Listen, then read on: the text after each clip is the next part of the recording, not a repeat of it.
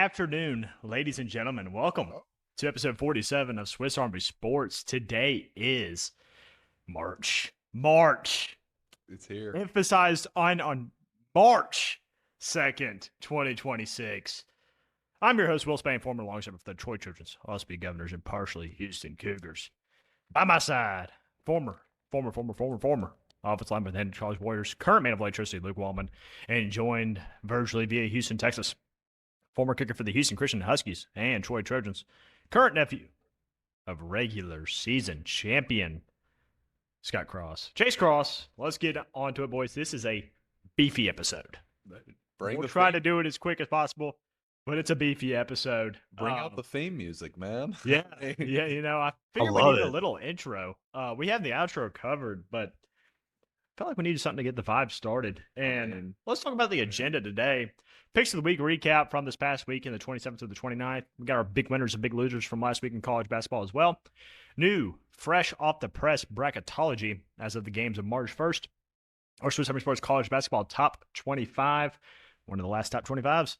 NASCAR. It was a good weekend of NASCAR on the road courses. St. Pete and Coda delivered a little bit of excitement, especially with the Mr. Three-Peat for the first time in NASCAR history, Tyler Reddick. College baseball picks of the week recap from the past weekend. The Cognizant Classic recap. We're basically just going to tell you who won because that was a interesting, non-existent tournament. March Madness is here. We break down the first batch of conference tournaments. These are all the tournaments that started from today until Thursday. The last group starts on Thursday. We will then recap that next batch, or we'll break down the next batch on Thursday. And then best of the weekend. We got to get right into it. Akron went on the road and brought the hammer to Kent State.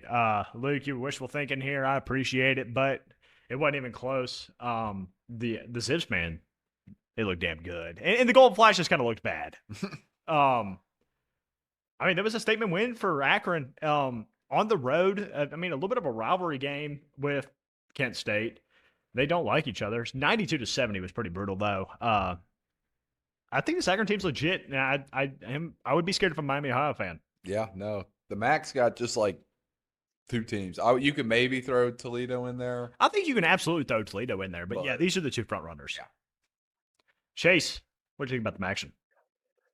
I think Akron's low-key the best team in the MAC. I've said it for a long time. I think this is a really talented Akron Zips team, and they showed it again against Kent State and got a big win. Absolutely. Moving on to the Big Ten. Exactly what happened is what we thought would happen. Michigan goes on the roads, win by 14. That's kind of misleading. They were up big pretty much this entire game. 84-70. Jackson Lindenborg was 16 points, but hey, Wagler with 23 for Illinois. He is their fighting. He's their dog. He has been the fighter for Illinois all season.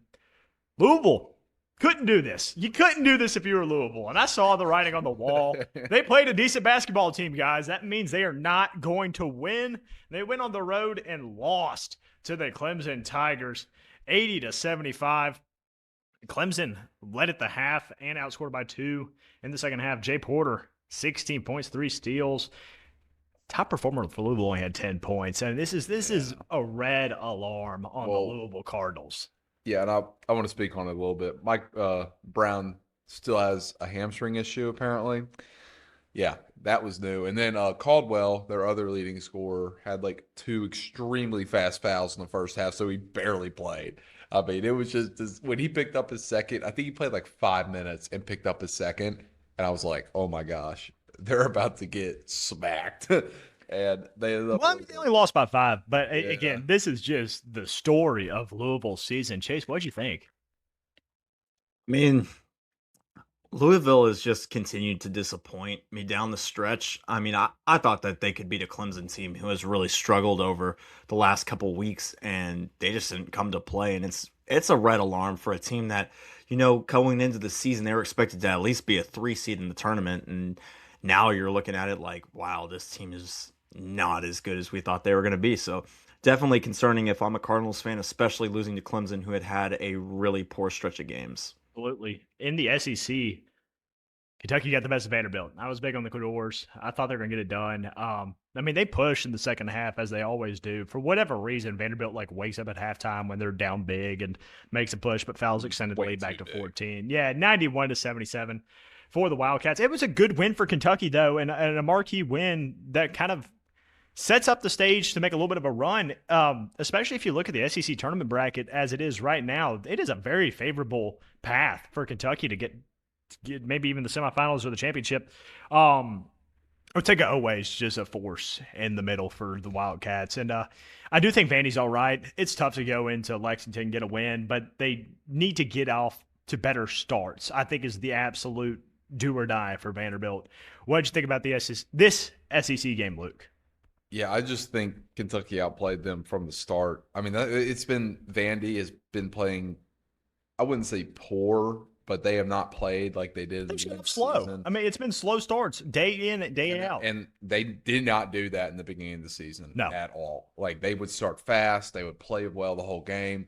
I mean, lost to Missouri, lost to Tennessee. This Tennessee loss was shocking. They led pretty much that whole game, and then they ended up blowing at the end. Which is rare for Vanderbilt, though. I mean, I think this is I don't know if you can really trust this Vanderbilt team if they're doing this, because they're doing how a basketball team should do, like the flip-flop. You should be doing this in the beginning of the season, and what they were doing early in the season, you should be doing now. Yeah, I get what you're saying. So, Chase, comments on the Cats or Doors? Well, I thought that Vanderbilt started really slow, but they still are a good basketball team. I don't think that they're quite the contender that everybody made them out to be, and maybe not even an SEC championship contender in the tournament. But I still think this is a good Vanderbilt team. Absolutely. Absolutely. But I do think this is probably more about Kentucky. Kentucky played really well in the first half of this game, and I think Kentucky has showed down the stretch that they're a solid ball club, and definitely have underperformed throughout the season, but all that can change if they have a good tournament, and I think they're prepping themselves for a pretty good tournament run here. I wholeheartedly agree. This is a Kentucky team that has really just turned it up as we've gone through the season. But we're going to talk about New Mexico here in the Mountain West. It was a huge, huge home win for the Lobos, 81-76. They outscored San Diego State by 6 in the second half. They had a dude, Bojan or whatever, 24 points, 18 rebounds, which is insane. So, I mean, that's just absolutely a talking part for New Mexico. But big win for the Lobos, and it's shaky for San Diego State now. It really is, because they are hovering on the wrong end of that bubble. Luke, what did you think about the Mountain West matchup? Yeah, it was a great win for New Mexico. I mean, San Diego State really needed to go in and win that game, which I kind of thought they were. They held the lead for most of the game. Am I good? Okay. Oh, God. It's still it's good. Okay. But yeah, they held the lead for most of the game. But I mean, 29% from three is just not going to cut it. I mean, granted, New Mexico only shot 35, but I don't know. I think they're just kind of on the wrong side of the bubble, like you said, and I don't think they have enough to get in unless they go to the Mountain West Championship, and they're going to have to beat a New Mexico, Utah State on the way. So, I agree. Chase, what did you think about the Mountain West game? This was a huge blow to San Diego State's tournament chances. I think New Mexico has kind of looked the part now and deserves an at-large bid. San Diego State, the only way I see a path for them to make the tournament is if they win the Mountain West Championship and win that tournament. So I would be definitely very concerned if I'm an Aztec fan. I mean, this was not a bad loss by any means, but if you're a San Diego State fan, you have to win this game.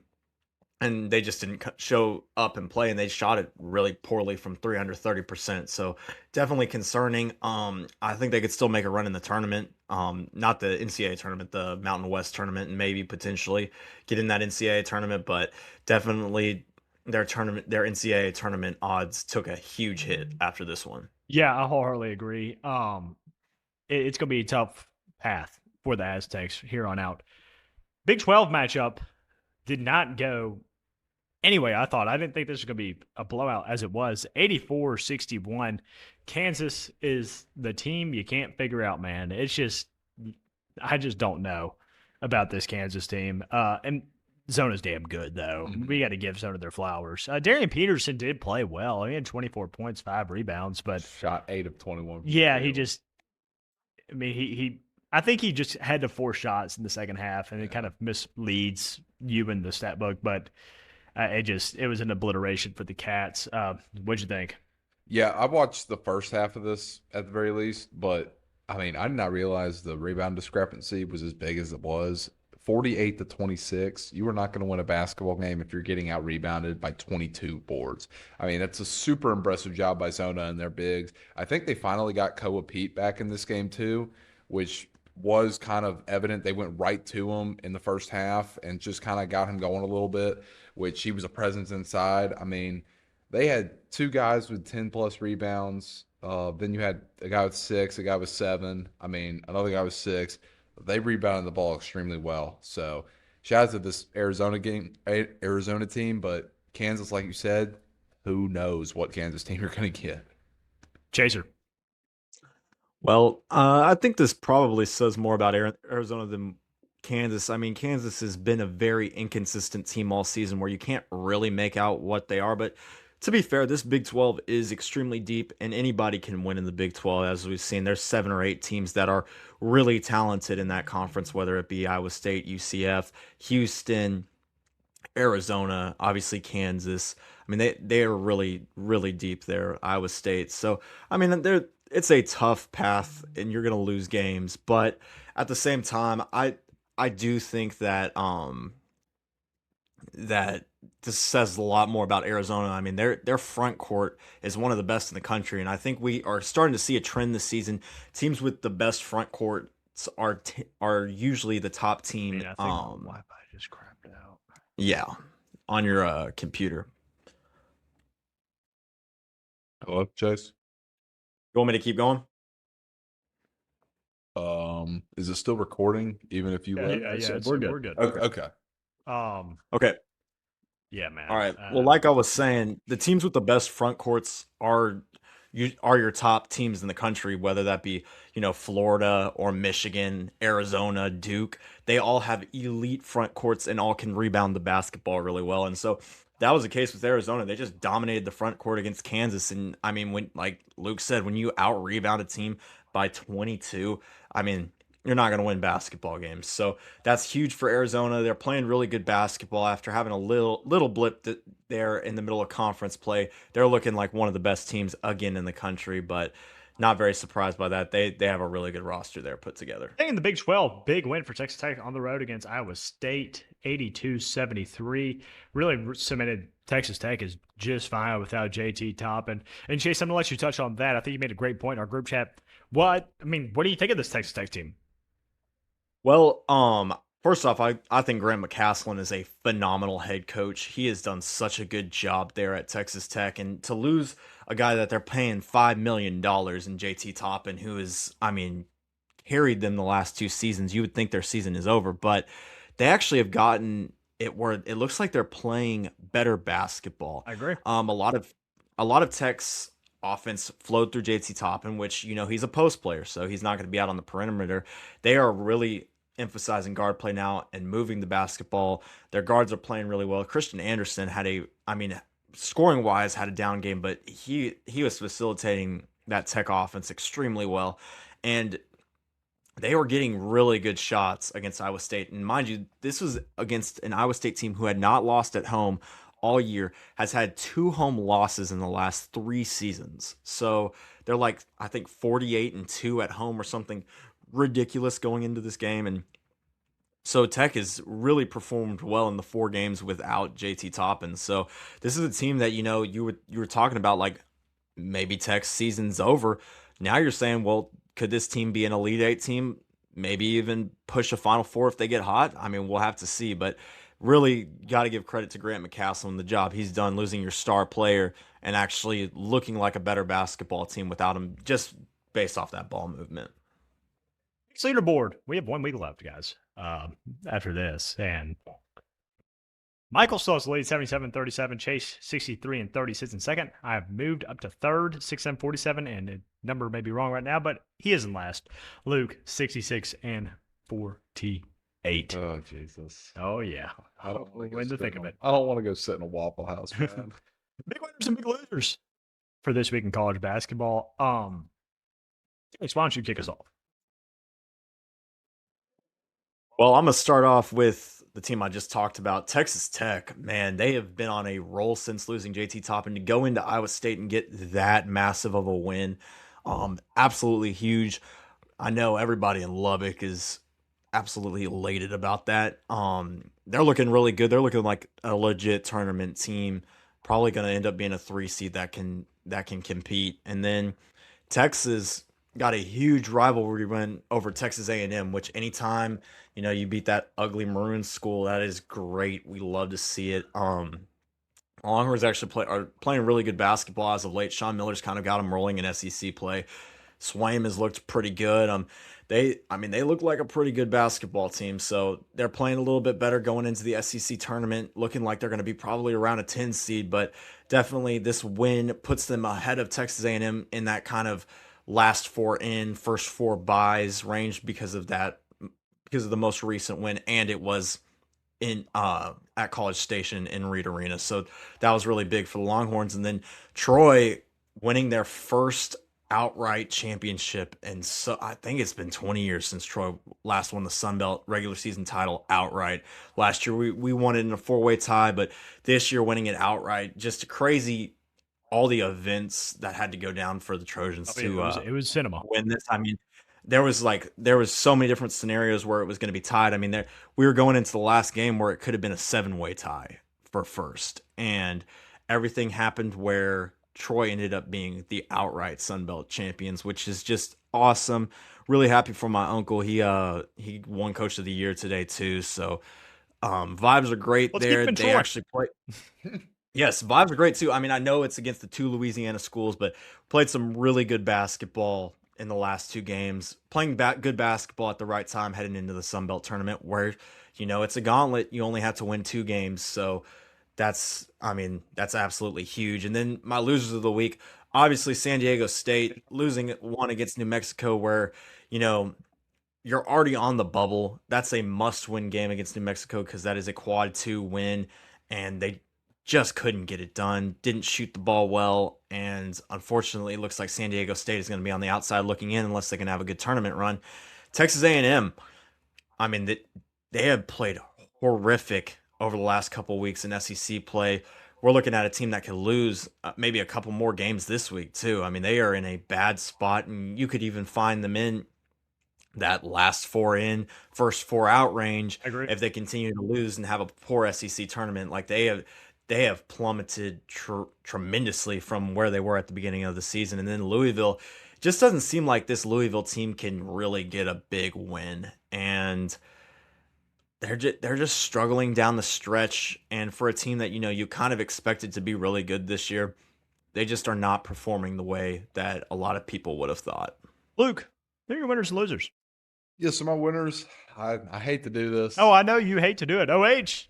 Yeah, I'm not doing that, but I hate to do this, but Ohio State got a pretty all right win versus Purdue this weekend to kind of catapult themselves back into the tournament because, I mean, They had a tough stretch. They had come off. They beat Wisconsin and lost to Michigan State, and then at Iowa. And I think Really got destroyed at Iowa, too. yeah, I think that's like their first or second quad one win or something this year. Yeah, it would be their second because they went forever without winning in the quad one, and obviously they finally did it with a big win at Purdue. Then my second winner is gonna be Yale, not because they won this weekend, but because Harvard lost, and now they're number one in the Ivy. They did end up winning this weekend. They beat Columbia, But they did lose to a buzzer beater Cornell. I was right. yeah, okay. Okay. It was Cornell. So I forgot about the back-to-backs with the Ivy. Yeah, But man. Harvard ended up losing to Penn in a very close matchup, 64-61, which ultimately has now bumped them to second place in the Ivy. So Yale is pretty Yeah, happy right now Absolutely. because Ivy, they host the tournament. So Yeah. it's a big deal to be the number one seed. And then Tennessee State just Dipping on a roll. absolutely thrashed UT Martin, which we have seen this UT Martin team kind of bully people early on, but like they're like Houston on drugs. They cannot score. They have had multiple games where they barely can score 50. I mean, comparative to what they were doing earlier in the year, it's an insane drop off. So good win for Tennessee State. I think they are now the number one team. Yep, they are now Tied. I tied believe. with Moorhead for the number one team. But they So, are the 1 seed, so. yeah, it's a good thing they got going right now. Getting a win over Martin, who is very dangerous. Then my losers, it's gonna be Purdue. Purdue's kind of had like a slightly a tough week. They lost to Michigan State, and then they turn around and lose to Ohio State. And also, I love Matt Prater. I think he's one of the best coaches in the country. But the play you draw up is to throw it to Braden Smith, have him go tween, pull it from the logo for the final shot. Really don't know if that's the move because he had also played awful in that Michigan State game. But nonetheless, they're my first loser. Then Virginia. I mean, Virginia has played so well, and the only reason they're a loser is So they because got destroyed. they got destroyed by Duke. And I wouldn't attest this to Duke because I wouldn't attest to the Duke defense. They literally just were missing wide open threes that this Virginia team typically does not. 7 for 35. Yeah. They literally just could not hit anything. Like, obviously, Duke played good defense, but there were multiple times during this game where they just had wide open threes and they just missed. I mean, they shot probably the worst game of the year for them. So, and then my final loser, I mean, another team we really just cannot figure out. BYU, after beating Iowa State a few games ago, was it? Yeah. Proceeds to rattle off losses to UCF and then West Virginia. And I really just do not get this BYU team. You've got which Devanza had, I think, 22. He played solid. But, like, you have the best player in the country and who actually does play. And they just can't win some of these games, and it really doesn't make any sense. So, BYU, you were looking at like a possible 3 to 4 seed this year, especially with how at the beginning of the year people were hyping y'all up, and now you're looking at a 7 or an 8. So they're going to be my final loser. Well, my first winner is a team I'm really big on right now, and that's Missouri. The Missouri Tigers have looked unbelievable. Got a huge 4-point win at home against Tennessee, and then went and blew out the Mississippi State Bulldogs this week, coming fresh off a 8-point loss to Arkansas, and a win against Vanderbilt before that. I think it's a Missouri team that's in really good form coming here into March, and there's a team to really watch out for in the tournament. We got to talk about Central Arkansas, though, guys. They needed to win their last 2 games to be the 1 seed. They were playing the, at the time, 1 seed Austin Peay, and they had to win the second one as well against Queens. And they were able to do both of that on the road against Austin Peay by 5 and by 5 again at home against Queens. So shout out to Central Arkansas. They are the 1 seed in a loaded mid-major ASUN this year. And then New Mexico. I mean, you had to give it to New Mexico. That was a tough loss they took against Nevada, and they were able to get a huge win at home against San Diego State. It does matter, though, how they finish out the season. Yep, at home against Colorado. Oh, the Pit was rocking. And you got to love to see the Pit rocking. Big games, though, coming up. At home against Colorado State, that's a must-win. And then at Utah State, could vault them into the tournament if they're able to get it done in the absolute best home environment in college basketball. Screw Duke. Go to Utah State. Yeah. I mean, that is a crazy environment. Did y'all see their student section Yeah, cow? baby, the cow, because they're the herd. I What? love it. Yes, cow print student section, unbelievable. I believe they cow printed the entire effing arena. Losers, What? They've got a anytime. helmet? Yeah, they got a helmet too. Losers, anytime you lose by 11 to a West Coast Conference team, I don't care if it's St. Mary's, it's a tough week for you, Gonzaga. I'm disappointed in that game as a Tag fan, though. My second loser is one I'm going to spend a little bit of time on here, and it's the USC Trojans. This is a team that has now lost 5 in a row, 7 to Ohio State, an abysmal amount to Illinois, 1 to Oregon, 19 to UCLA, their rival, and 15 to Nebraska. Chad Baker Mazara is no longer with the team. This team is down in the dumps. I do not see them making the tournament at this point. Right now, I believe I still have them in, or It's first team out, first- first 4 out. first They're four not out. making the tournament. It's an absolute dumpster fire with the must bus in USC. Especially with their best player, Brennan Rice, getting hurt Yeah. like in the 10th game of the year. I mean, and he was averaging 20 plus, and it just, yeah, it's been bad. It's been bad, tough sledding for the Trojans. Mhm. And my final team, I'm going to really crap on here for a second. You got absolutely destroyed by 29 against Virginia. And then you go to Notre Dame. It's a good bounce back spot for you, NC State. And you lose in overtime by 6 outright to probably the worst team in the ACC other than Boston College. It was a rough league for the Wolfpack, as they are also losing by 30 to Duke right now. So, It's over. They lost by 30 to Duke. yeah, NC State sucks. at least down the stretch. So they're my final loser. Bracketology is fresh, hot off the press as of the games of yesterday. Our number one overall seed in the East region are the Duke Blue Devils. They played the winner of Howard and Bethune-Cookman out of the MEAC and SWAC, respectively. 8, Iowa would play 9, Georgia. 5, St. John's against 12, Otto Bid, Ivy, Yale. 4, Alabama against 13, Coosa, Liberty. 6, North Carolina plays the winner of UCLA and TCU in the first 4. 3, Purdue against the Patriot League, Otto Bid, 14 seed now. They have moved their way over the past month from a 16 to a 14. The Navy midshipmen look absolutely unbelievable. The Battle of Mid, 7 seed BYU against 10 seeded Texas A&M, who is going to outbid the other.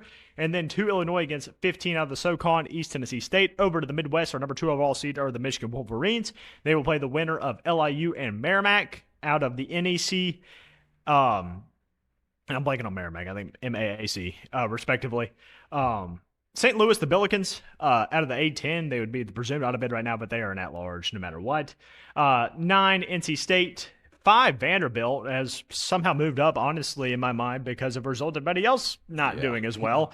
They would get a really tough draw in my mind right now, which would be the Missouri Valley Conference Belmont in a battle of Nashville, which would not be good for Vanderbilt in my eyes.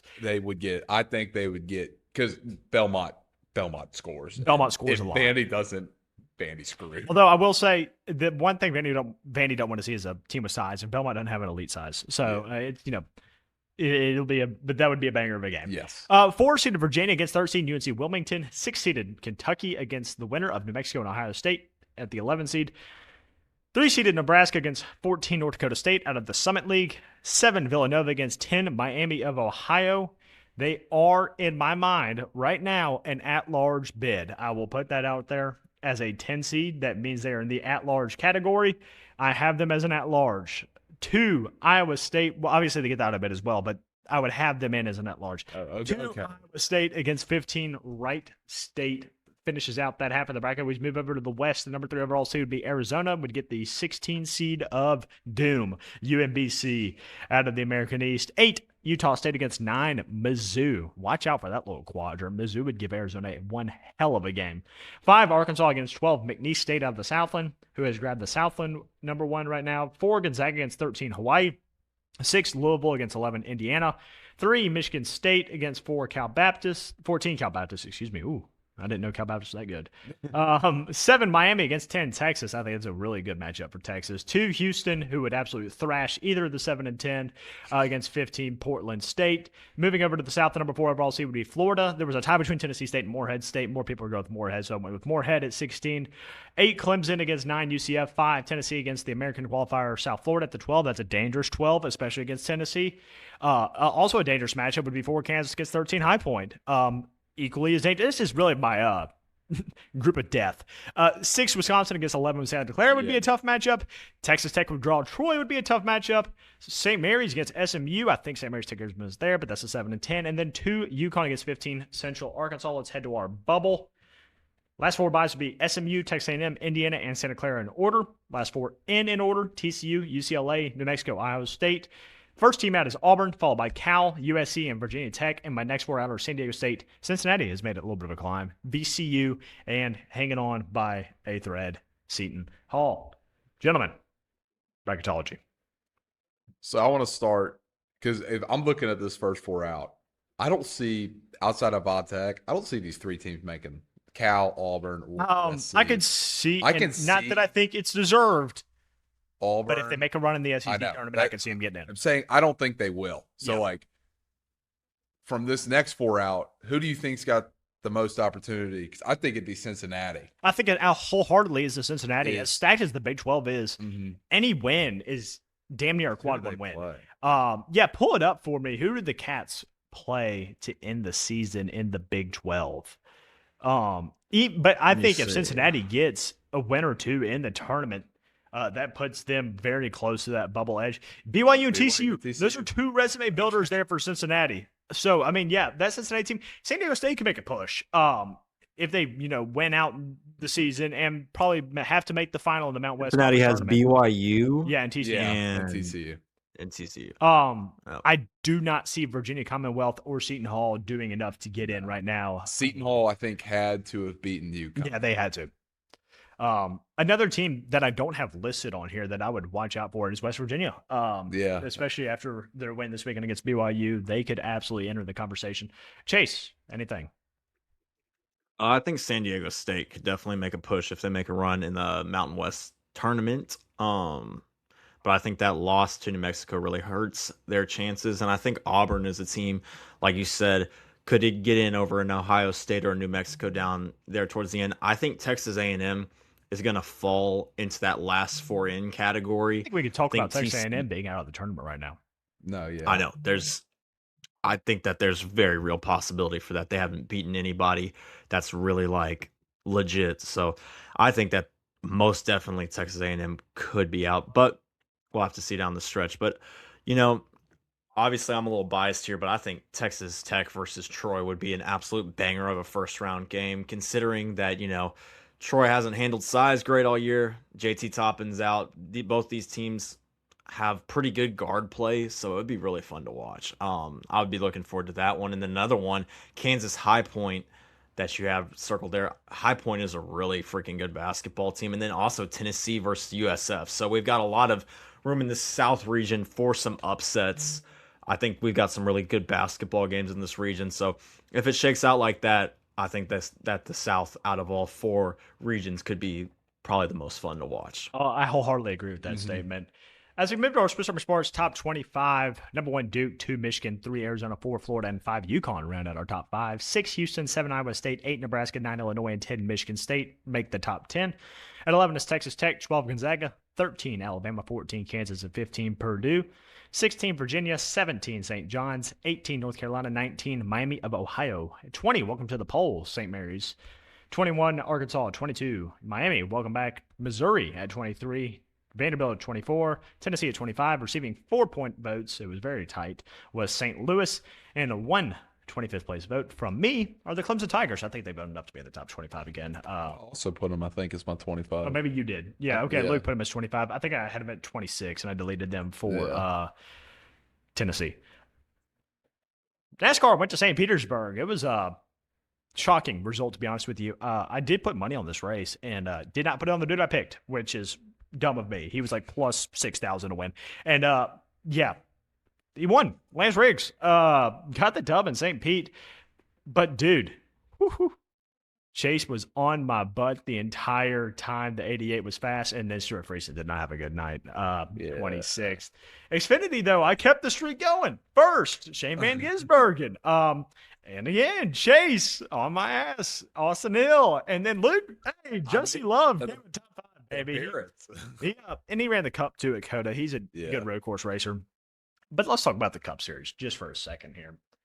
Shane Van Gisbergen his car was just too tight going down the final stretch. He couldn't make the turns he needed to. He couldn't make enough ground up on the chicane in the S's to break or compromise for the 45's speed on the straightaways. Daniel Suarez had a deceivingly better day than 25th. He just got in a little bit of trouble, which ended up putting him back in the pack. But me and Luke had Shane. He came in second. And Tyler Reddick, guys, 23-11. Sue's NASCAR wins 3 in a row for the first time ever to start the season. He was fast, too. Maybe. I think Jordan being in the sport's better for all of NASCAR anyway. It's going to draw in 100%. people. I mean, I know we all hate Bubba Wallace, but like I got no issues with Tyler Reddick. I have no issue. I really have no issue with Bubba Wallace other than the fact that he can't drive. He just wrecks people left and right. I see a bunch of memes about Bubba Wallace and wrecking people down the And don't get me wrong, I like wrecking and aggressive driving, but Bubba makes some questionable moves, man. What was it? Atlanta, when he's in second place. This is the move I'm talking about. He goes all the way up top and gets passed by like 4 people. And it's just like, you can't drive, dude. Yeah, Bubba's frustrating to watch. But yeah, that'll do it. They head to Phoenix next weekend. Would be definitely more exciting track than the Coda. But Coda was fine. I mean, it was a decent performance on the road course for NASCAR. I'm not a big fan of NASCAR on road courses, but I watched the final stage and I was very entertained. So I watched the whole thing. I mean, I had it on in the golf cart as I was playing golf, but I got to sit down and watch the final I was stage. back there. I played Minecraft and watched the whole thing. I love it, dude. Yeah, I Love it. loved it. Also, freaking Zillich. I would. Dude, all right, we That gotta talk dude about Connor could Zillich for a fly. second. He got spun twice and still finished. I know. in He the top climbed 10. I mean, it was He unbelievable. started. I think he started what, like at 20. Yeah. Got up to 2, spun, climbed all the way back up to 2, got spun again, and then he finished at like what, 15? Yeah, Something no, like he that. came I think it was the top 10. I Oh, think it was top ninth, 10? Yeah. Still, Yeah. he was moving. I He mean, was it absolutely moving. insane. College baseball. We all hit Oklahoma against Gonzaga, but they did lose that final game in Yeah. Sunday 2-1. Jacksonville State swept Oh, and no, absolutely they just murdered them. murdered Memphis. Me and Chase were right on that one. USF got 2 of 3 against UCF. That was a big win for the Bulls on the road. Huge Florida one. dominated Miami in that series. We were all right on that. Clemson scared us on Friday night, The one losing 7-0. game I bet on Clemson, they lost. And that was the last leg of my parlay. Yeah, well, they ripped off back-to-back on Saturday and Sunday. We were all right on Clemson. I don't know what Chase was thinking here. I get it. On paper, Sam Houston kind of matched up decent against Oklahoma State. Oklahoma State won the Saturday game 20-0. Damn. They swept Sam Houston State, and Ball State may suck because Hawaii absolutely destroyed them 3 of the 4 games. So I was And the one to correct I it. do want to we had some big tournaments. I mean, Oh my God. UCLA. UCLA and Mississippi State was a cinema. Yes. The And umpires screwed Mississippi State at the end of that game, but I didn't watch the end of it. I watched UCLA beat the crap out of A&M and somebody else. Then UTSA ended up scoring Yeah. like 20 they're on ranked now, Coastal. by the way. Yeah, they're ranked 25th. They scored like 20 on Coastal. And Coastal goes and beats Ole Miss. Yeah, I know. And then what, Baylor, didn't they also beat Yeah, Ole Baylor Miss too? In I extras? didn't understand Ole Miss getting ranked after the first. I couple didn't either. weeks, and they kind of got and- exposed. Honestly, like, it's no hate. I just think it's SEC. Yeah, like, it's a little bit SEC bias for that's sure. not really all it is. But it was a great weekend of baseball. It was. again, It so- was. I'm ready to get more into series play other than the tournaments, but No, yes. leaderboard: Chase and Luke tied, and Michael all tied for first at 14-4, and of course I'm in last at 12-6. Finally not in last. The Cognizant Classic was a story of Shane Lowry. Yeah, he choked Oh, man. bad.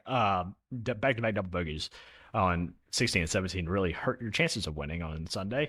I had Brooks Koepka, came in 9th. Luke had Aaron Rai, came in 23rd. Wrestlers Hoyshard had a good tournament, came in 9th. And Nico Echevarria got his win on the PGA Tour at the Cognizant Classic.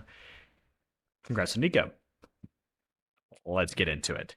Again, these are all the tournaments up that are starting from today to Thursday. We kicked off the Horizon League. Cleveland State against IU Indy. I'm going to get a score check on this. Cleveland State did win 101-93. Fine. Yeah, bang indeed. So I had Cleveland State winning that one. And so this is a weird bracket, by the way. They all get reseeded after their first games. I have Wright State beat Cleveland State. I think that's just a complete mismatch. Same for Robert Morris, Youngstown State. I've got Robert Morris. I've got Detroit Mercy over Milwaukee. I think that's closer than people think, but I've got Detroit Mercy. I've got Oakland over Northern Kentucky pretty comfortably, and I've got Green Bay in a thriller against Purdue Fort Wayne. I think that's going to be a very exciting game in the Horizon League. Then I've got Green Bay beating Oakland. I mean, they showed enough to me on the road against Oakland last time out, so I think they're going to get it done. They will play Wright State, where they will lose. I think Robert Morris gets the best of Detroit Mercy, and then I think Robert Morris is actually the Horizon League champion, highest in the KenPom out of the Horizon League. They shoot the ball decent. They play decent defense. I just don't think this one will go chalk, so I'm going with the Colonials.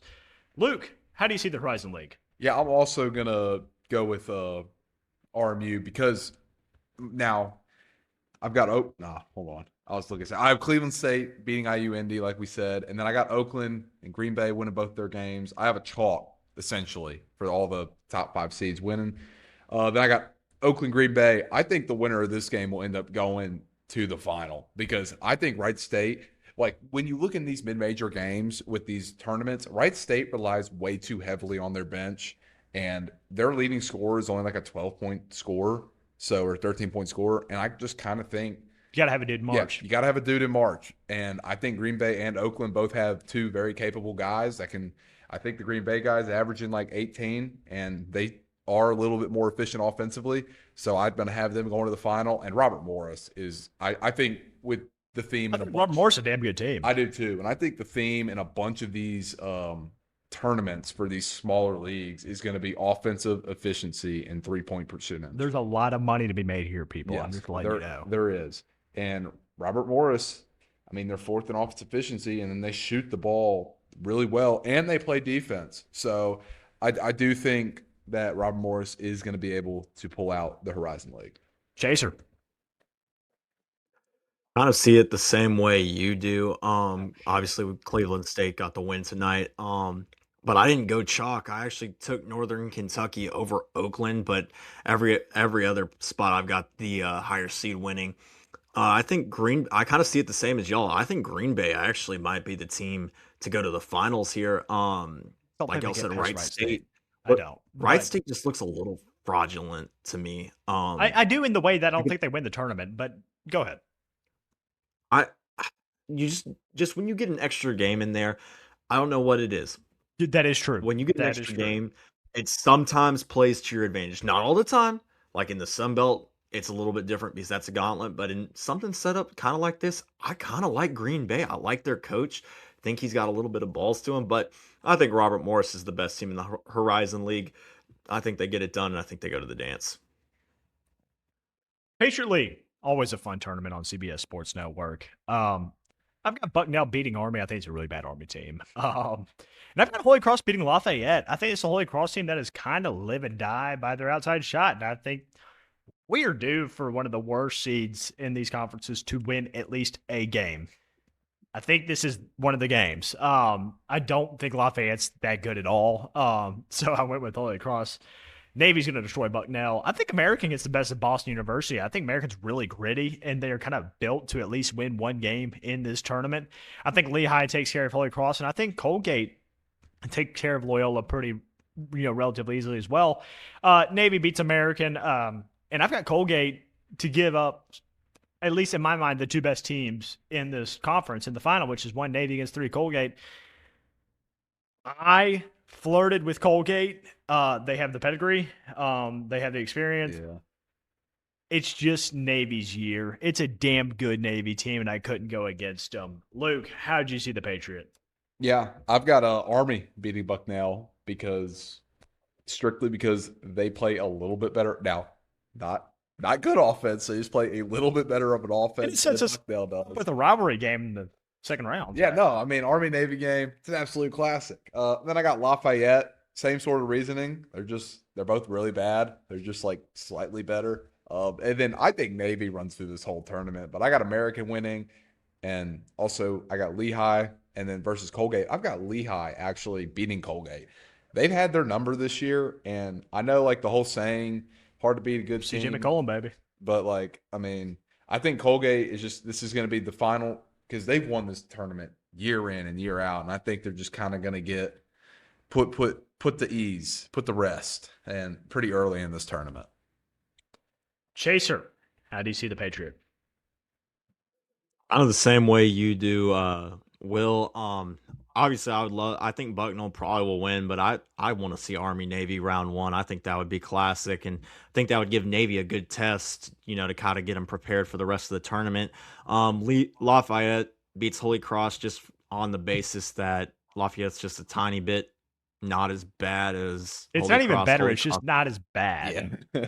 yeah, I'm taking the better of the worst, if that makes sense. So, taking Lafayette there, and then I think Navy does end up beating Army. I think that game will be close and kind of contentious, but I do think this Navy team is really legit. I think American beats Boston, and then I have Lehigh rolling over Lafayette, and then I think Colgate won't struggle with Loyola at all. I think Lehigh will be a really good game, but Colgate has the experience in this tournament. Navy's going to smoke American, and I think Navy beats Colgate, and Navy gets to go to the dance, which would be awesome to see for one of our Service Academy basketball programs to actually make it into March Madness. We don't see that a lot. We do so that'd not be see it a awesome. lot, so I would really love to see that.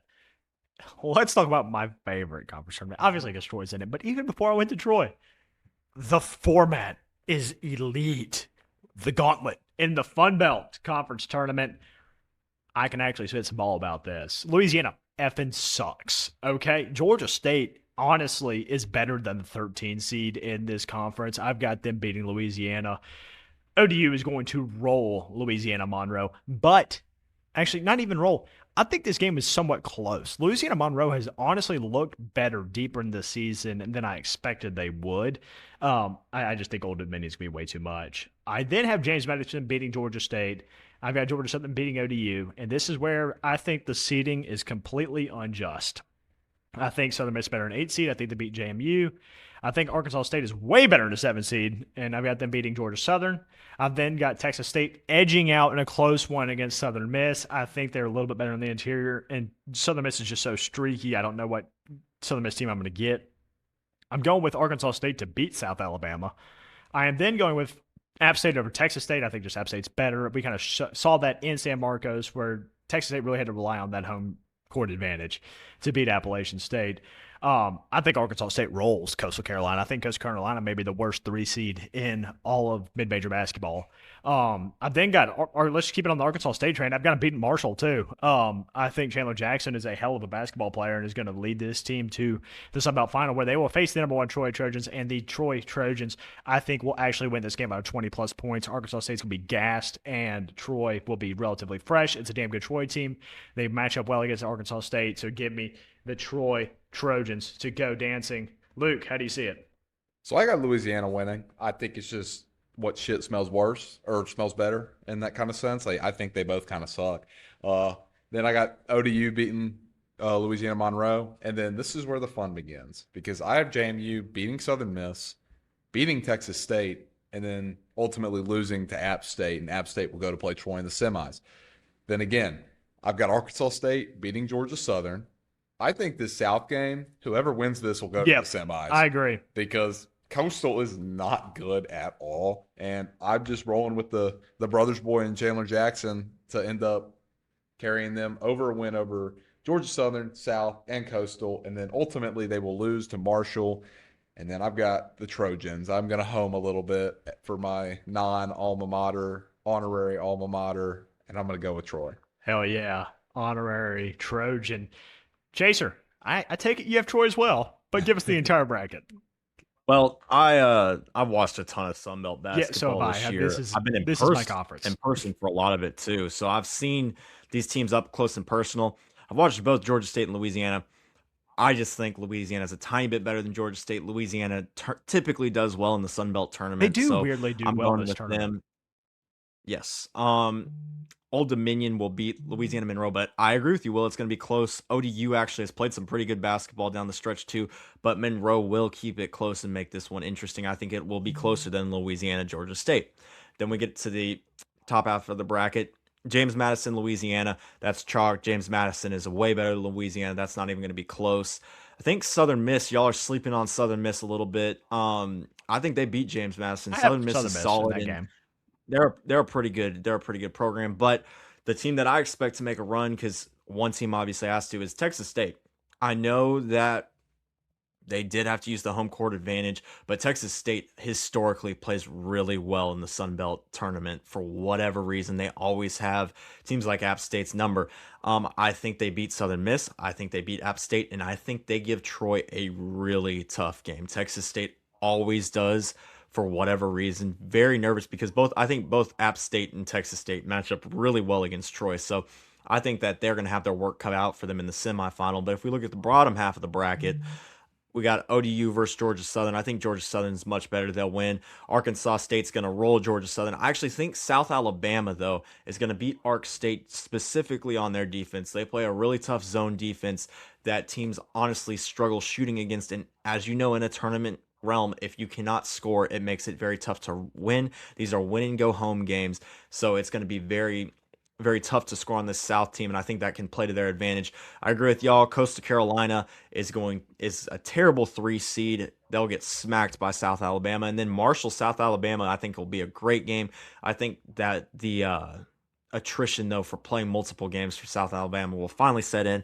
Marshall will get the win, and I think Troy beats Marshall to go to the dance. OBC, another fun tournament. This is where I got a little squirrely.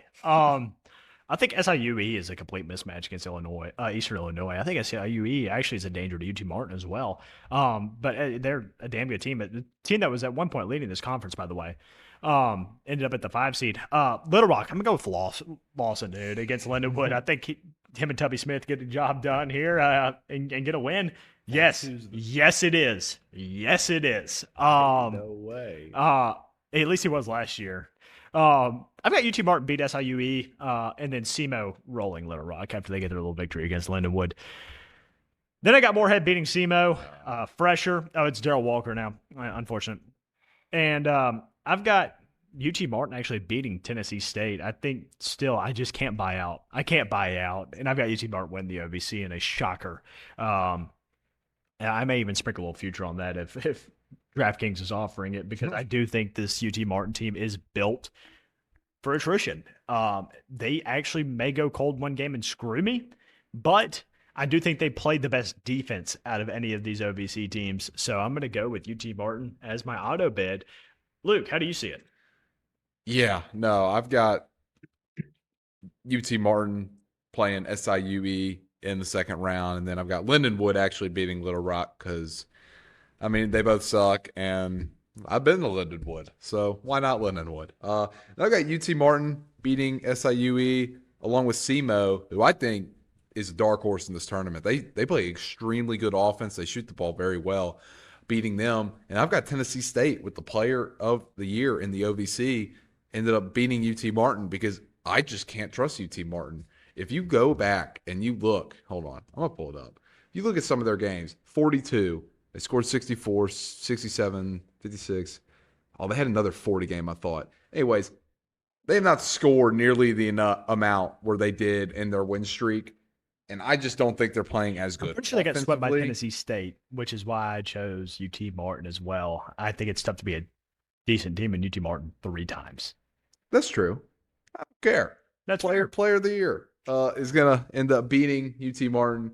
And then I got SEMO beating Moorhead State. I think this Tennessee State SEMO game is going to be extremely close. I think it's going to come down to the wire. I just think it's written in the stars for I would love Tennessee to see TSU get to it. That'd be good. Chase, we have 3 different champions for the first time, guys. Yeah.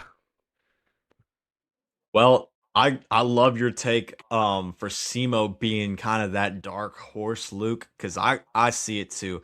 But I think Lindenwood beats Little Rock, 2 pretty poor teams in this conference. I think Lindenwood's just a tiny bit better. SIUE will handle Eastern Illinois, and then I think UT Martin's really talented, and they will beat SIUE. Tennessee State, UT Martin's a really tough one, in-state rivalry. I think this one could be really fun, but I do think Tennessee State has beat them twice. I'm going against that logic because I think this Tennessee State team is very good, but I think this one's going to be an absolute banger of a game. And I think SEMO actually handles Moorhead State pretty well. So then I've got SEMO beating Tennessee State in the championship to go to the dance. I think this is a very underrated mid-major tournament this year. I think it's going to be a lot of fun to watch in the OVC. The Big South, another loaded mid-major conference, dude. Gardner-Webb is maybe the worst basketball team in the country outside of any SWAC or MEAC team. So I'm going with USC Upstate. High Point will then absolutely obliterate whoever is in their path in that first game. So I've got High Point going on to the quarters. I've got Longwood beating UNC Asheville. I think Longwood's the better team here. I think they're a little underseeded. I kind of had them as my 3rd best team in the Big South, so I'm going to go with Longwood, the Lancers. I've got Winthrop really, really hammering Charleston Southern. And I've got Radford taking care against Presbyterian as well. I've got Winthrop beating Radford, an absolute banger of a game in the semifinals, excuse me. And I've got High Point thrashing Longwood. I've honestly got High Point in a absolute all-timer against Winthrop. I think this is a High Point team that's wagging. I think they're the force to be reckoned with in the Big South, and I would like to see someone prove me otherwise in that conference before I hop off the train. Yeah. Luke, you agree? Yeah. I think it's High Point, somewhat of a gap. Winthrop, absolutely huge gap. Everybody else. I mean, I just don't see. Sleep on Radford too hard now. I am going to sleep on Radford too hard. When you look at High Point, their efficiencies on offense and defense, they're number 1 in essentially everything. If you look at Winthrop, they're number 2 and 3 in essentially everything. I mean, the gap is pretty sizable. But I got High Point playing USC Upstate and just murdering them. Then I've got High Point murdering UNC Asheville. I've got Winthrop handling Radford. And then, like you said, I think, which I hate that we're all going to pick High Point because Winthrop has beat them this year. They beat them by like 20 something earlier in the year. But this, I think, High Point team is just playing at an elite level right now. They're shooting the ball extremely well. They're covering, which great teams do. So I think High Point is going to be sort of a force to be reckoned with, depending on who they draw in the tournament. Chaser. Man, we are all Of on the this same page. tournament. I think Longwood gets it done, man. Yeah. I think we have this whole tournament completely chalk, all three of us. I do so- have Longwood. I want to put Yeah, that out there. we'll- I have we'll- Longwood. Yeah, Only- you do have the only Longwood, but difference. I mean, for the most part, it's completely chalk for all of us. I think High Point Winthrop is going to be an absolute banger of a game. I really like this High Point team. I think they're the team that I probably would bet on to pull an upset in March Madness. They're really good on offense. They play solid defense. This is just a really talented High Point team. Winthrop's going to keep it close, but I do think High Point is the team from the Big South going to the dance. Son, I mean, I just maybe I love basketball too much, but another banger mid-major It's a conference ba- tournament, and I really do think this one is. I mean, this is Comparatively to how it normally is, way better. I think anyone between the 1 through 8 seed could win, 9 seed actually could win this tournament realistically. They have all beaten each other at some point. I do think Jacksonville edges out Bellarmine. I believe this tournament's played in Florida, so that's kind of why I gave the nudge to Jacksonville there. I think Florida Gulf Coast absolutely hammers North Alabama. They are one of the shitters in this conference. I do think Eastern Kentucky barely beats Stetson. Stetson's way too good to be a 10 seed in this conference. And I think North Florida has gotten hot at the right time in the ASUN, and they're going to beat West Georgia in the first game for their, tournament. I've got Central Arkansas beating Jacksonville. I've got Lipscomb barely beating Florida Gulf Coast, and that one I was very flip-floppy on. I do think Austin P beats Eastern Kentucky, and I think Queens will beat North Florida, so ended up kind of being chalk. But I do think Central Arkansas beats Lipscomb. I think Austin P beats Queens. We get an absolute bang of a rematch we got last week, and I think the Govs get it done. And I am going to have the two football teams I played for dancing. Oh, actually, I was on 3 teams. Yeah. I will have every single team I have put a jersey on will be in March Madness this year. And I've got the Govs winning the ASUN. Luke. Not so fast, my friend. Not so fast. This is I'm only kind of picking Queens here. Picked them in the preseason. I'm trying to stay loyal. They're a good team too. They're very good offensively. But I got Bellarmine beating Jacksonville It's a strictly scary because Bellarmine team. they are a top 20 3-point percentage team in the country. And again, that wins you games in March, especially in these tiny in the mid-major tournaments. I got Florida Gulf Coast beating North Alabama. UNA is probably one of the worst teams I've ever laid eyes on. I watched them for 5 minutes. Which really sucks because they have been good. They had the preseason player of the year, I think. Yeah. And they ended up, because I think that was your preseason pick. UNA, I think, Yeah. was my runner up to Okay. Lipscomb. Okay, yeah. Yeah. I knew they were in the question. I mean, hell, they were in the final last year. Yeah, I know. But then I got EKU beating Stetson strictly because of offensive production. I think it's just slightly better. And then I don't think it's a good West Georgia team beating a North Florida team. I don't know. But I've got Central Arkansas beating Bellarmine. I've got Lipscomb beating Florida Gulf Coast. I got Austin P beating Eastern Kentucky. And then I got Queens beating West Georgia, beating Austin P, and then beating Central Arkansas and taking home the ASUN. And we need to do In the last year of Queens. Yeah, it is the last year of Queens. It is destiny. But we do need to do a check-in on all of our Oh, predictions. 100%. at some point. After, as part, we will have, I guess I'm going to announce this now. We will have a selection show, post-selection show on Sunday. We will record. Okay. We will break down all of our conference brackets and then talk the March Madness bracket. It will be the only focus. Just heads up for people that listen for us for football, UFC, etc. It will be a basketball episode, as it should be. Chase, hey son. Well, I kind of am in the same way of thinking. I think Jacksonville, just due to the home court advantage ish, We'll get it done against Bellarmine.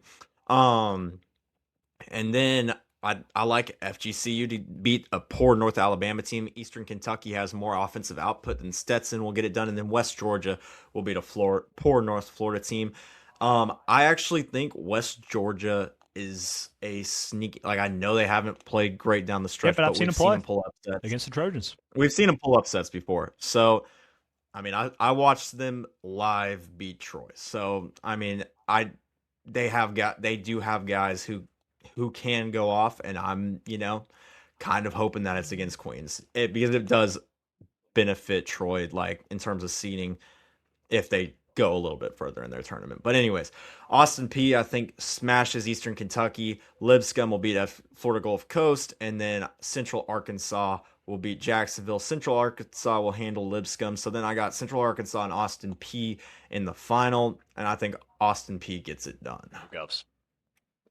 The Summit League. North Dakota State, I believe, will get Oral Roberts. I think Kansas City is horrible. South Dakota will beat Omaha. St. Thomas will beat just a very down year for South Dakota State. In any other world, this would be a banger of a game, but I think St. Thomas gets it done. North Dakota will beat Denver. I think St. Thomas barely edges out North Dakota in an absolute thriller.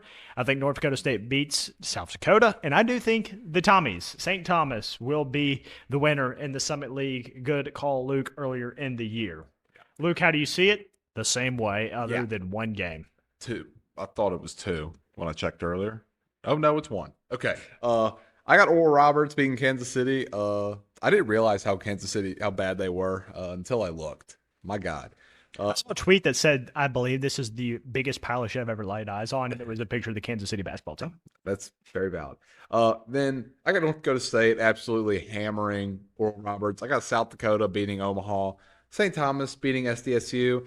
And I don't know why we're sleeping on this Denver team. They're better offensively and defensive efficiency than North Dakota. I might be wrong about something, but like Denver's got the 3rd offensive efficiency in the league, and God, I need to start paying for KenPom. They've got the 7th defensive efficiency, but North Dakota's got the 8th defensive efficiency, and Denver does not turn the ball over, and they shoot the 3 extremely well, and they make their free throws. So that is why I'm going to roll with Denver in this matchup. And then I got the Tommies, the team of destiny.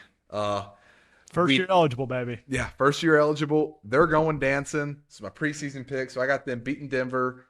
Then I got St. Thomas playing North Dakota State in the final, and St. Thomas. This will be a good game too. St. Thomas beating North Dakota State. Chaser. Well, I think Oral Roberts will smash Kansas City.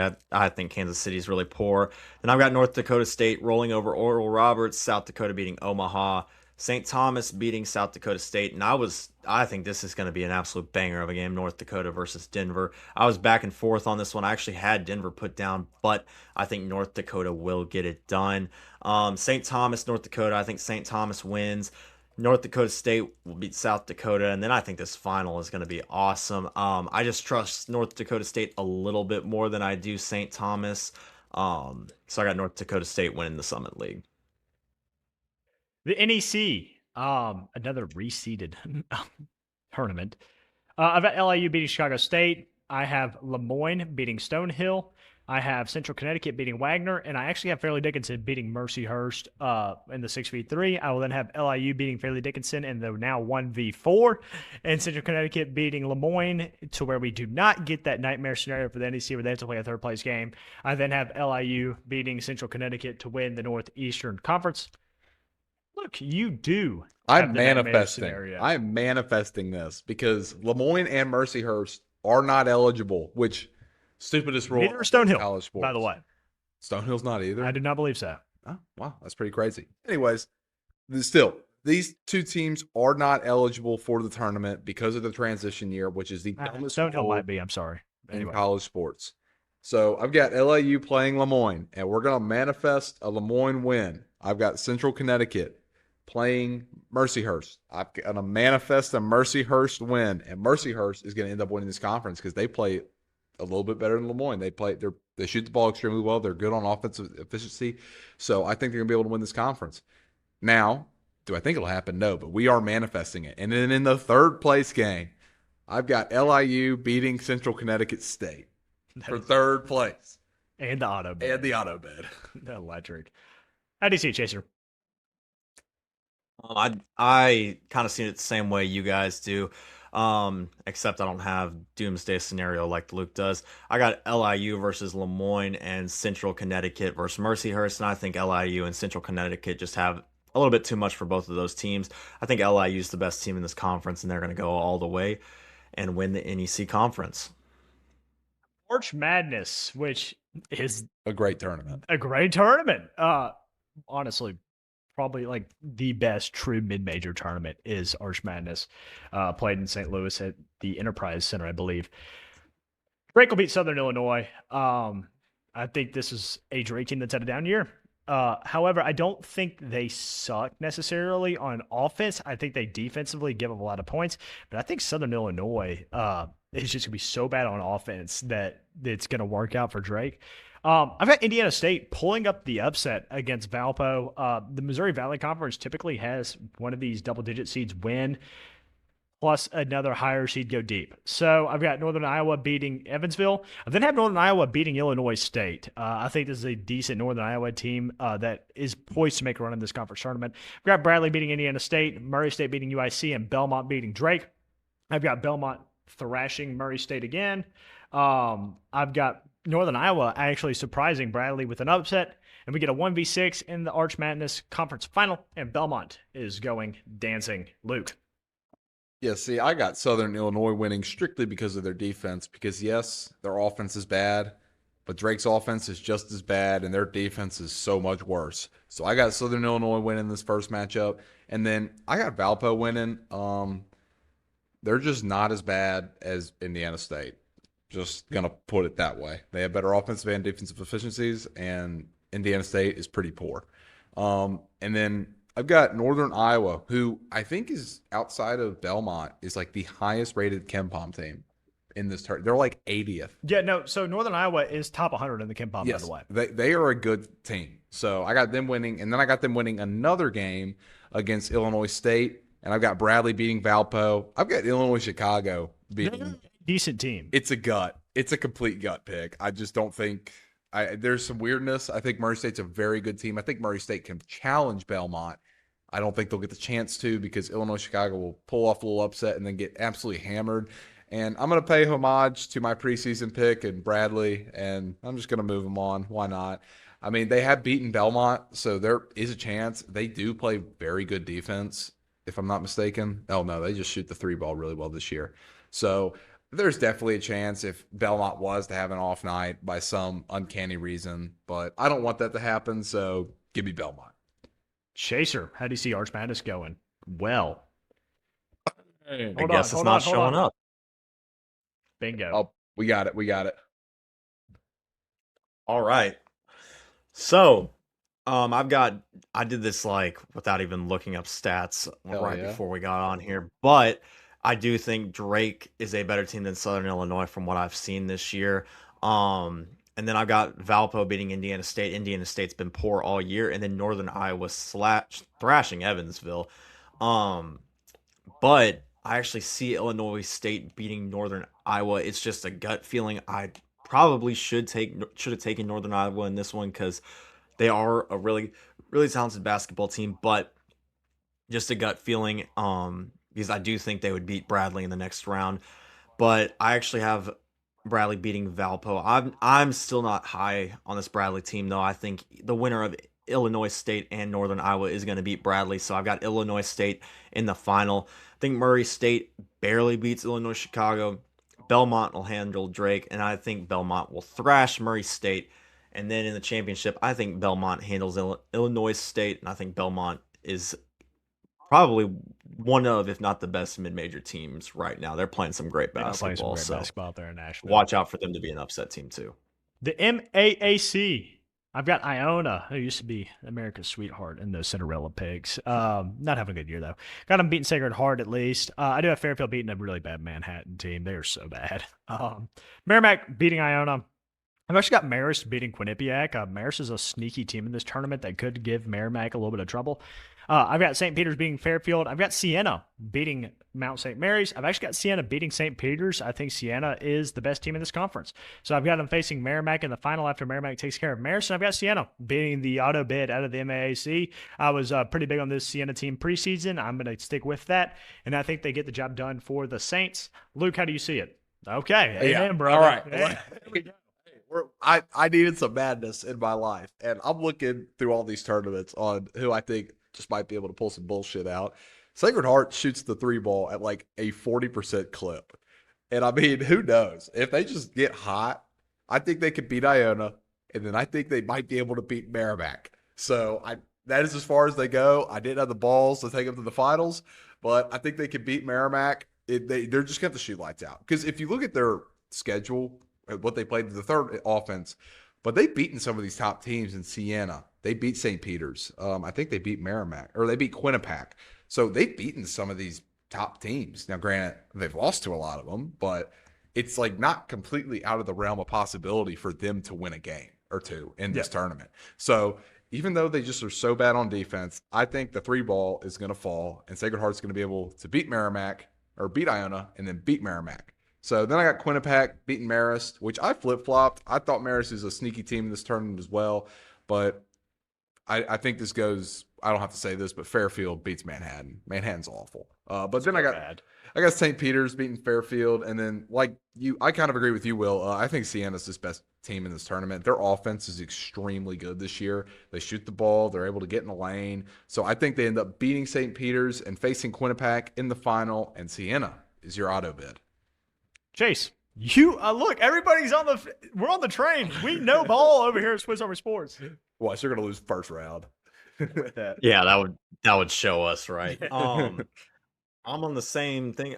I actually, I think the Sacred Heart team could beat Iona, but they rely so heavily on the three that it makes me very nervous for a team that's lost as many games as they have down the stretch, that to beat an Iona team that does have good history in March. So I am going with Iona here.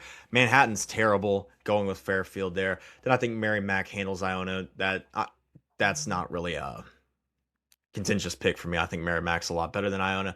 I think this Marist Quinnipiac game is going to be absolutely insane. I think Quinnipiac just gets it right at the end, but I do think Merrimack's a little bit better, and we'll see them get to the final. I actually am pulling an upset Fairfield over St. Peter's.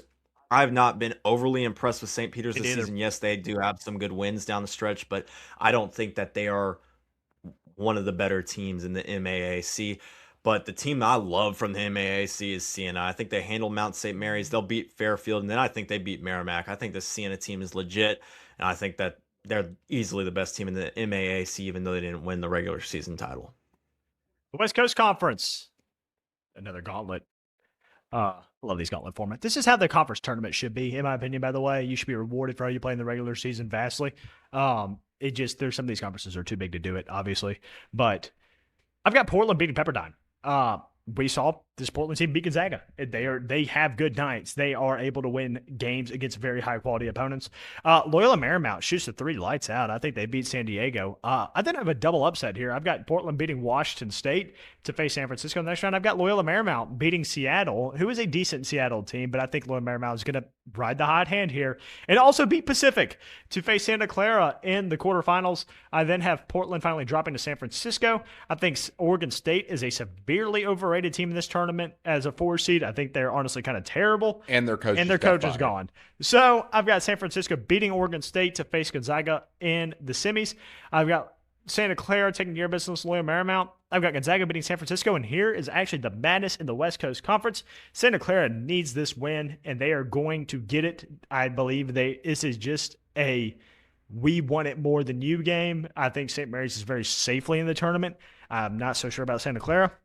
I think they get it done. They submit themselves as an at-large bid, as they will inevitably lose to Gonzaga. Probably in a tight one, because that's just how it's gone for my Zags this year. But I have Gonzaga winning the West Coast Conference. Luke. Yeah, I got some tomfoolery. So I'll explain it. But I got Portland beating Pepperdine, and then like you. I've got Loyola Marymount, which they were atop of this conference, Yes. I think, at one point.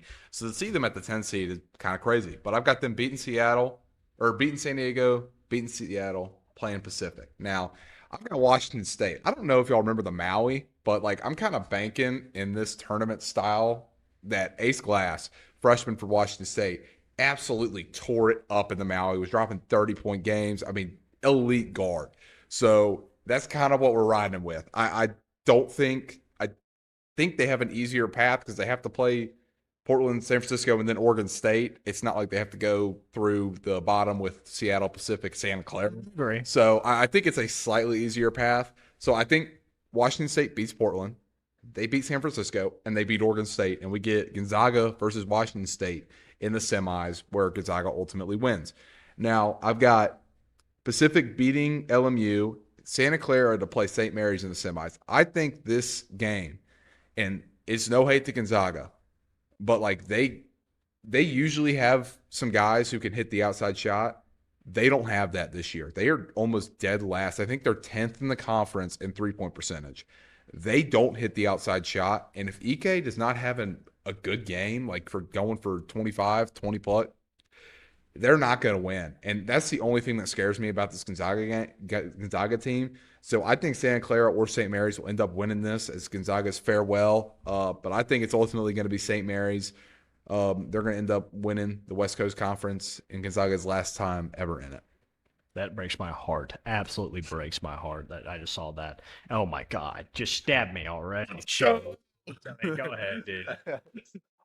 Well, I think me and Luke kind of think the same way on a lot of things. I agree. Loyola Marymount was at the top of this conference earlier in the year, now down at the 10 seed. I think they're better. They played better than a 10 seed at points in games. Obviously, they've lost a lot, but I think they beat San Diego and I think they beat Seattle. And then I think they ultimately lose to Pacific.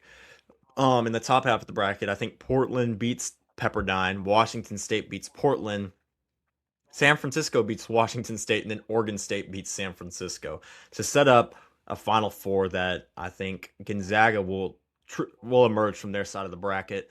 I think St. Mary's Santa Clara is going to be an absolute cracking game, but then St. Mary's had Gonzaga's number. They just look like they're playing a little bit better basketball right now. Gonzaga doesn't quite look built for March, just with the inability to shoot the three. But I do have to admit, Ike is a absolute dog. So if he has a good game, I could easily see the Zags winning this one. But I do think St. Mary's finally, after years, gets the better of Gonzaga. That concludes our first session of bracket predictions. Good job, boys.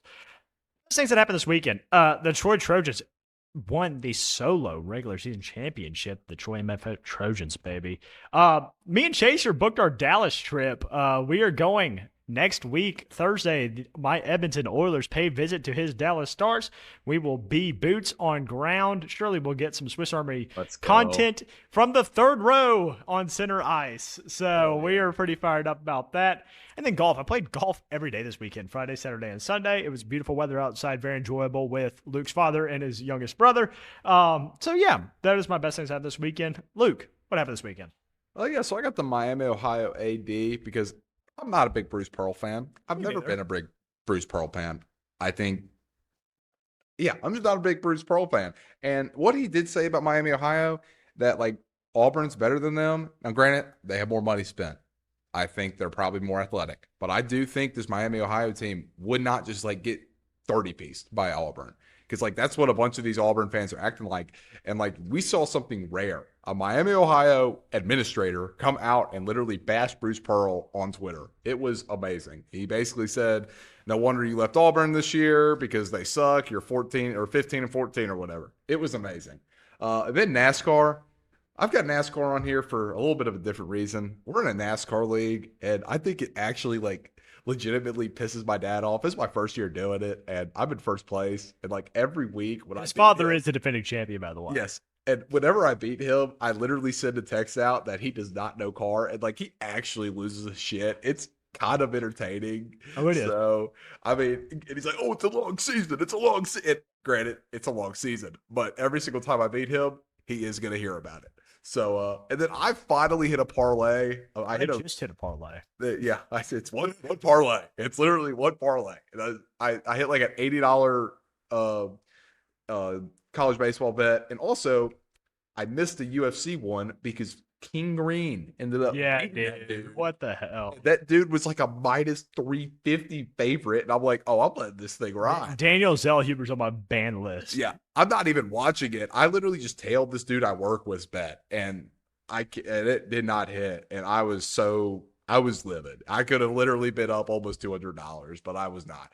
But I hit a parlay for once, so yeah. Chase, what happened this weekend? Well, this is probably one of the best weekends I've had in so long. I mean, I could add 7 or 8 things, like obviously Dallas trip with Will. It was a great weekend. First off, Troy went back to back, which is huge. Back to back regular season champs. Let's see if they can make it back to back tournament appearances would be huge.